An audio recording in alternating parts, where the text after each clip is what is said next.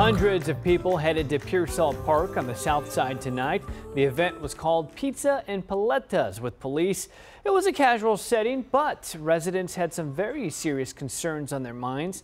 New at 10, some people living on the south side say they're seeing an increase in crime, and that's why tonight they joined community leaders to try and change that. Eyewitness News reporter Roxy Bustamante was at tonight's event and joins us now in the Digital Center. Roxy. Phil, the park was packed and people kept telling me that they've seen an increase of break-ins, and one resident even told me that her belongings get stolen from her front yard on a regular basis. That's why they are working with police to spark change.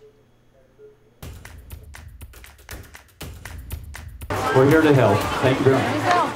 Nearly a dozen organizations and local law enforcement joined Southside residents for Pizza and Paletas at Pearsall Park. I think it's actually really awesome that they're doing that. All in effort to encourage the police and the community to work together to deter crime in the area. We've decided that we want more community involvement. We want to be able to reach out as an outreach program and be able to have the community come and find us so that we can offer the information necessary to help keep their neighborhoods safe. Richard Carpio is the president of the Southside Neighbors Against Crime. He says citywide they have seen an increase of car burglaries and theft in the area. Tonight has been a very nice turnout, and it goes to show that the people that care, not just because we have free pizza paletas and waters, but because they're very involved in wanting to see what they can do to bring safety to their neighborhoods. He says it's important for residents to remember if they see something going on in their neighborhood, they need to speak up. It's just being vigilant, when being aware of things in your neighborhood, know your neighbors, and